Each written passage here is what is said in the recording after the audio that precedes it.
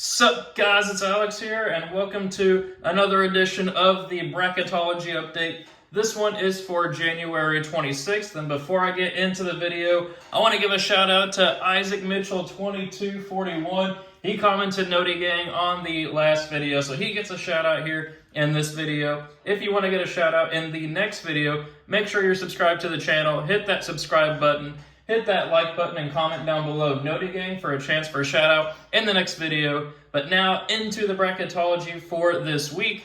It was another crazy week of college basketball, man. We've gotten 3 top 10 upsets already in this week. We have Kentucky losing to South Carolina. We have Arizona losing to Oregon State. We had Illinois losing to Northwestern. And actually, I think it might have been 4. I can't remember if Auburn is in the top 10 right now. I know they're around the top 10, but they lost to Alabama too. So at least 4 top 10-ish teams have lost this week already. It's not even Saturday yet. These are just the weekday games. But that's craziness with the college or the conference play season. I can't talk today for some reason, but conference play is right in the thick of things. We're about a month into it at this point, and it's been absolutely incredible to see lots of upsets happening, a lot of parity across the NCAA. It's been fantastic to see teams getting quality wins, a lot of surprise wins as well, just like last week with West Virginia beating Kansas out of nowhere, which I gotta say 2 things real quick. I'll give you guys kind of like a sports betting update in each video. Last weekend, I had a chance at a 10-leg, $1,200 parlay. The only leg to miss was Kansas beating West Virginia by 4.5. The spread for that game was 10 points for Kansas, and I even bet it down to 4.5. Then they just go and lose straight up to West Virginia. The only leg to miss. And then this past Tuesday, I had a chance at an 8-leg, $800 parlay. And you want to know what the one leg that didn't hit was? It was my Kentucky Wildcats. They lost that game. I just took them to win straight up. I want to say they were 2-point favorites or something on the road at South Carolina. And they were the only leg to miss. Man, I just keep getting so close to these parlays. One of them will hit, and then I'll be able to tell you guys all about it in one of these videos. But enough about me. Now we need to talk about the bracket. Top overall seed remains Purdue. They just have the best, they have the best resume in college basketball at the moment. First team out is Gonzaga. As you can see, they're not in the tournament right now. Did get a good win last night against San Francisco, but they need some quality wins at this point. And then the last team in is TCU.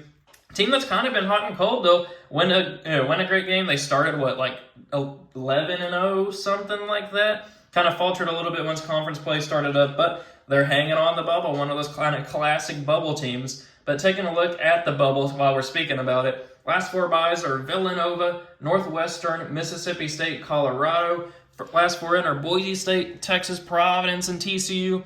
First 4 out are Gonzaga, Ole Miss, Kansas State, and Cincinnati. And then the next 4 out are Florida, Wake Forest, Nevada, and just regular Virginia. They're finally playing their way back up. But a lot of big-name teams here that usually aren't in the bubble, like a Villanova, like a Gonzaga, like a Virginia, that for some reason this year they're just not playing up to their normal standard. Maybe it's parity, maybe it's the NIL, maybe it's transfers, whatever the case may be. They have some work to do as we get into the last month and a half of the season. But taking a look here at the movement I guess this would be movement since Tuesday's bracketology. I didn't make a video on that. Hopefully Tuesday bracketologies will be coming back. Just kind of depends on my travel for my job. But taking a look here at the movement, we have Villanova down to a 9. Duke, which I haven't mentioned Duke yet, they lost at home to Pittsburgh on Saturday. What the heck? That's a terrible loss, a surprising loss. They were like 12-point favorites in that game too. That takes them down to a 5. I want to say they were a 3 seed in the last time I did a bracketology.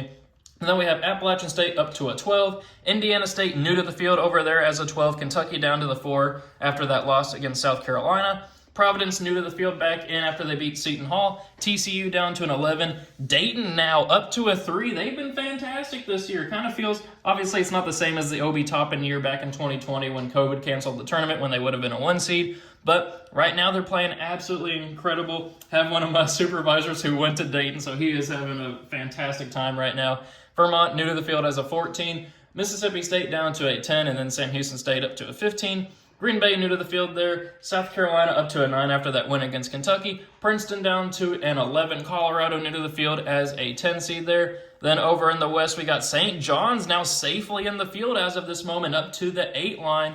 New Mexico up to a 9. Grand Canyon down to a 12. Samford up to a 13. Utah State up to a 6. St. Mary's down to an 11. Memphis, they're kind of falling back to earth right now. They had, as part of their streak to where they hadn't lost in a month, they had a ton of close games that they had just closed out and won. That's coming back to bite them, kind of evening out right now. I want to say they've lost 3 of their last 4, something like that. But they have been faltering there. I want to say they're up to maybe even the 2 or 3 line in the bracketology. Now find themselves down to a 7. And then we have Boise State and Texas there on the 10 line, which is kind of weird because most of the time play-in games are usually the 11 and 12, but for some reason Joe Lunardi has it as the 10.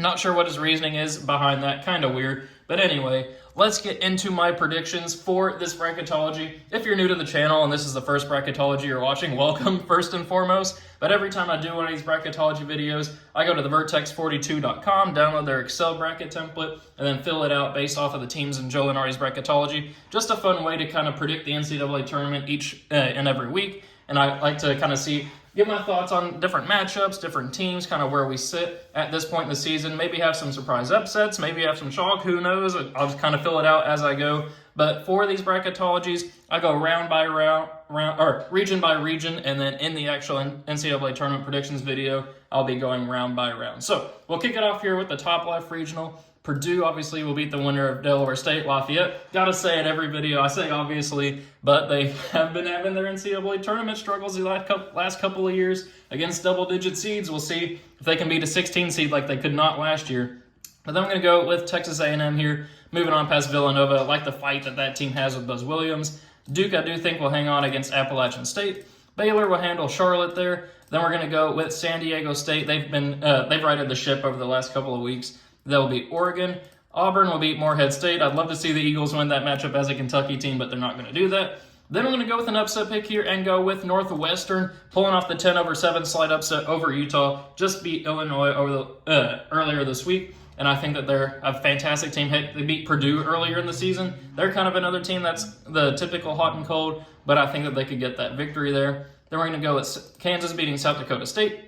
First spot in the Sweet 16, got to go with Purdue here, moving on past Texas A&M. Then I still believe in Duke. I got them pulling off the slight 5/4 upset over Baylor. Still think that I believe in their talent there, but that Pittsburgh loss kind of exposed them a little bit. Then we're going to go with Auburn against San Diego State. Picking Auburn in that matchup, that would be a physical matchup there. It'd be pretty fun to see, but I got Auburn winning that one.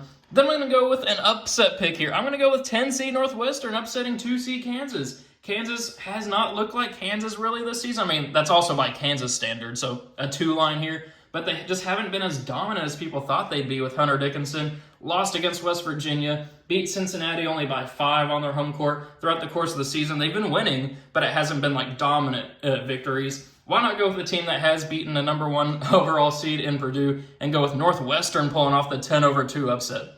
So for a spot in the Elite Eight, I am going to go with Purdue here, moving on past Duke, where they will face Auburn, who's going to end Northwestern's Cinderella run there. For a spot in the Final Four, Purdue against Auburn. Auburn did just lose to Alabama, but I am going to go with Purdue winning that matchup there. That would be another physical matchup there. It would be interesting to see how Purdue can handle that. I got Purdue, though, with the back-to-back Player of the Year and Zach Edey advancing on to the Final Four out of that region. So now we'll move over here to the top right. Got UConn moving on here past Eastern Kentucky. Nebraska pulling off the slight 9/8 upset over Texas Tech. Then I'm going to go with an upset pick here. I'm going with 12-seed Indiana State over 5-seed Iowa State. I really like Iowa State this season. They even have that matchup against Kansas, which will be very interesting to see how that one goes this weekend. But I also like Indiana State. I feel like they're kind of one of those teams, the mid-majors that can make a run. I think they're, 15-3 or something like that this season. I'm going to go with the upset pick there, classic 12/5 upset.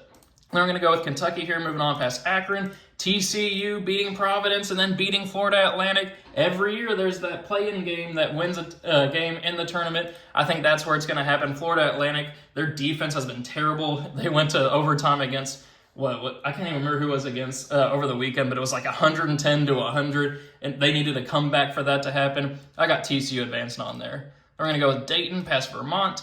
Clemson hanging on against Mississippi State, and then Wisconsin beating Sam Houston State. For a spot in the Sweet 16, we got Connecticut moving on past Nebraska. As much as I'd love to see Nebraska pull off the upset, it's not happening there. Then we're going to go with Kentucky here, moving on past Indiana State. Dayton holding off TCU, and then we're going to go with Wisconsin beating Clemson. Then first spot in the Elite Eight, as much as I want to pick my Kentucky Wildcats to win the rematch of the 2014 National Championship game, you got to go with UConn right now. They're looking a little too dominant at the moment. Defending national champions, I got them advancing on there, where they will face Dayton. I got Dayton pulling off the 3-2 over Wisconsin. It'll be very interesting to see Dayton make the Elite Eight here, but they're going to fall to UConn. I think UConn's going to kind of run the table in that region there. Lines up pretty well for them. It's not too tough of a region for a 1 seed. Not going to lie there. I got UConn advancing on. So now we'll move on to the bottom right regional here. We got Houston advancing past Green Bay. South Carolina pulling off the 9-8 over Seton Hall, though. I think that would be a fantastic game. Seton Hall versus South Carolina. I mean, heck, last Saturday, I haven't even brought it up, but the Creighton-Seton Hall game, going to 3 overtimes, probably the best game that at least I've watched over the course of this season so far. What a win by Creighton. Very tough loss for Seton Hall. They just kind of ran out of gas in the 3rd overtime. Then we're going to go with McNeese State, pulling off the 12-5 upset over Oklahoma. Oklahoma used to be a 2 seed. I called them frauds. I've been calling them frauds all season. They lost to Texas earlier this week. I got McNeese pulling off the 12-5, and McNeese is one of my favorite kind of mid-majors this year, so it works out perfectly. Then we're going to go with Illinois beating Drexel, Colorado State here moving on past Princeton, Marquette beating High Point. Then we're going to go with Michigan State beating Colorado, and Tennessee moving on past Quinnipiac. And then first spot in the Elite Eight, or not Elite Eight, Sweet 16, we got Houston advancing on past Lamont Paris in South Carolina, which credit to Lamont Paris. I think that team won 11 games last year, and now they're already in the tournament. I mean, they've already won 11 games this year. Fantastic turnaround for them. Then we're going to go with Illinois moving on past McNeese. Then we're going to go with Marquette moving on past Colorado State. And then Tennessee advancing on here past Michigan State. Tennessee, the Volunteers, looking pretty good this year. And now for a spot in the Elite Eight, Houston versus Illinois. I got Houston advancing on there. I think Illinois' run's going to come to an end there, where they will face Tennessee, if I can pick Houston, where they will face Tennessee. Dalton Knecht looking like a potential player of the year, depending on how the voters look. He's averaging like almost 30 points a game the last couple of weeks. I got Tennessee moving on there past Marquette. Then for a spot in the Final Four, I'm going with the Volunteers. I'm going to credit to Tennessee. It sucks to say as a Kentucky fan, but Tennessee looking really good this year. A lot of experience had a return. Dalton Knecht obviously mentioned him. I think that they can make the Final Four there as the 2 seed. So then we'll go to the final regional over here, the bottom left. We got North Carolina moving on past the winner of Jackson State and Central Connecticut. St. John's, the Fighting Rick Pitino's moving on past New Mexico. I got Grand Canyon pulling off another 12-5 over BYU. Maybe it's just because I haven't watched too many BYU games this year, but I just feel like Grand Canyon is a super exciting team, fast-paced team, and BYU, maybe I just need to watch them. Kind of like San Diego State, I wasn't giving them enough credit earlier in the season. Maybe I just need to pay more attention to them. Then we're going to go with Alabama here, moving on past Samford. Utah State beating St. Mary's, which is kind of weird, those two teams being paired up there. I feel like those are both, well, I guess Utah State might be Mountain West now instead of West Coast Conference. I don't know. I got Utah State winning that matchup. I won't focus on that for too long. Creighton moving on past Eastern Washington. I'm going to go with Texas beating Boise State and beating Memphis. Texas, I think, has turned it around.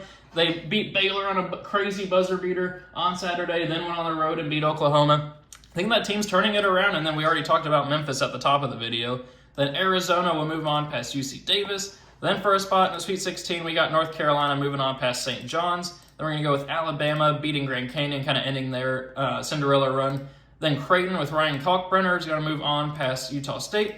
Then we're going to go with an upset picker and go with Texas, another play-in team advancing on to the Sweet 16. They just look good, playing good basketball right now. Arizona's been kind of hot and cold a little bit with Caleb Love. They're beating teams that they should be beating, but also losing some games that they should not be losing. Like they shouldn't have lost to Oregon State, shouldn't have lost to Stanford earlier in the season, shouldn't really have lost to Florida Atlantic either earlier in the season. But, I mean, that's just kind of life in conference play. But I got Texas moving on there. I just feel a little bit more confident in them right now as a 10 seed. So North Carolina and Alabama for a spot in the Elite Eight. You got to go with the Tar Heels, man. They haven't lost a game in over a month. I got them advancing on past Alabama, where they will face Creighton with that high-paced offense, advancing on to the Elite Eight. Though if Kalkbrenner were to get in foul trouble, I don't know if they have the size to kind of contend there, which kind of sets up this matchup here. North Carolina and Creighton.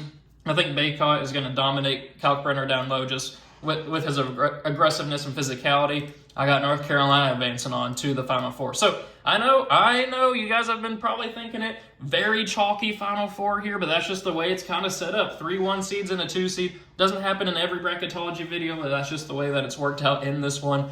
So for the first matchup, Purdue and North Carolina, you know what I'm going to do? I think R.J. Davis is going to lead North Carolina to a victory there over Purdue. I think Baycott and Edey are going to be battling down low, but I think North Carolina is going to win the guard play battle there and win that game to advance on to the national championship, where they will face Tennessee. I got Tennessee advancing on past UConn there to move to the national championship game. So we have North Carolina and Tennessee, 1 versus 2 seed for the national championship. I mean, as a Kentucky fan, I hate to say it too. I mean, as a Kentucky fan, I don't really like either of these two teams, but I'm going to go with North Carolina, the Tar Heels. Oh man, after not even making the tournament last year, Final Four 2 years ago, NIT, well, I guess I don't even know. I think they declined the NIT last year, but now winning the national championship this year, they're running it back. I think they could win the national championship, as evidenced by me picking them here. So those are my predictions for the NCAA tournament based off of the current bracketology. I know this is a bit of a longer video than usual. I just felt like talking for a little bit longer than usual. But let me know what you guys think of my predictions in the comments section below. Let me know your own thoughts and predictions. Always love to read through those. Make sure you join Noti Gang. Comment that down below for a chance at a shout out in the next video. But thank you guys for watching. Hope you enjoyed it. Here's to a great weekend of college basketball, and hopefully I'll make some money and won't be complaining in next week's video. I will see you guys later. Thanks for watching.